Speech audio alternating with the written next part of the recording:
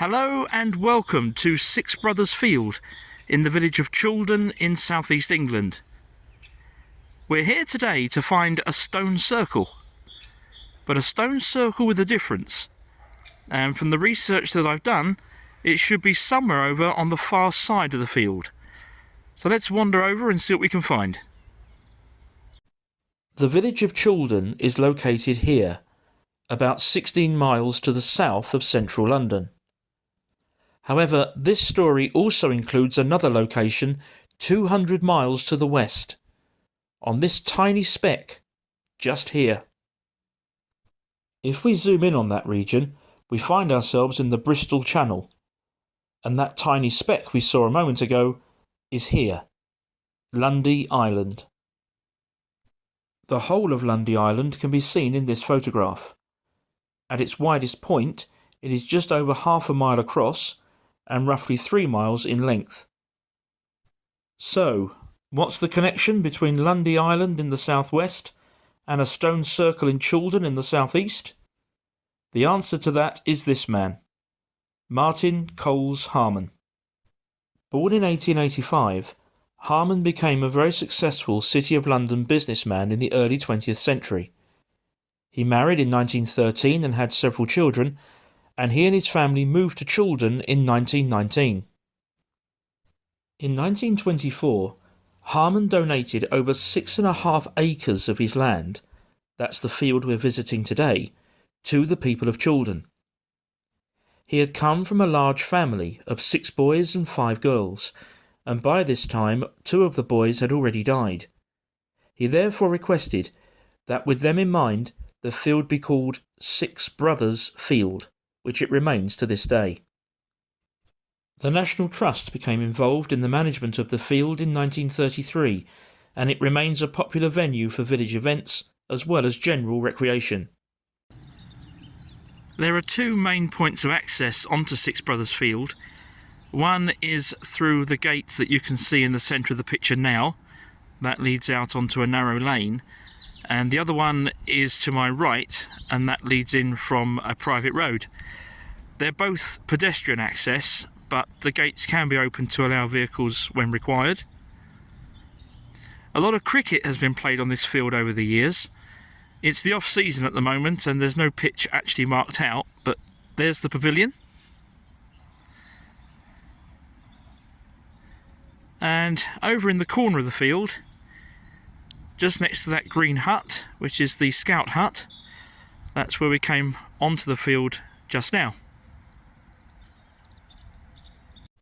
In 1925, 1 year after donating the field in Chaldon, Harmon purchased Lundy Island, which we looked at earlier, together with its supply vessel, the Lorena, for £25,000.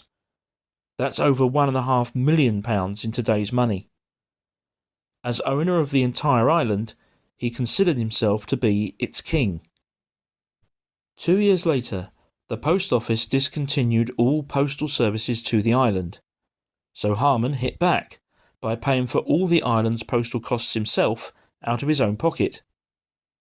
In 1929, to offset this expense, and drawing upon the image of the island's most famous bird, he introduced the Lundy Puffin postage stamp.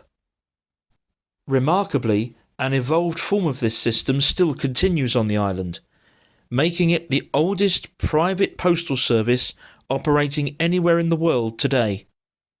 Around this time, Harmon also introduced his own currency. These Lundy Puffin and half-puffin coins were nominally equivalent to the British penny and halfpenny, or halfpenny, then in use on the mainland. However, these coins also carried an image of Harmon's head, as the self-proclaimed King of Lundy. This was seen by the British authorities as a step too far, and he was prosecuted under the Coinage Act of 1870. In 1931 he was found guilty and fined, and the coins were withdrawn. Prior to these events, in order to link his 2 properties and to reinforce the name of the field in Chaldon, Harmon had had 6 large rocks transported there from Lundy and set up to form a stone circle.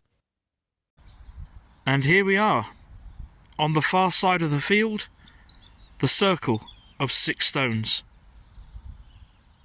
As you can see, these are fairly rough cut stones, and whilst we may not be talking about Stonehenge in terms of scale, they are fairly sizable nonetheless, very weighty. I would say on average they're probably about 2 feet across, about 60 centimetres. Sadly, in 1931, in addition to his conviction under the Coinage Act, Harmon lost his wife Amy to kidney failure at the age of just 47.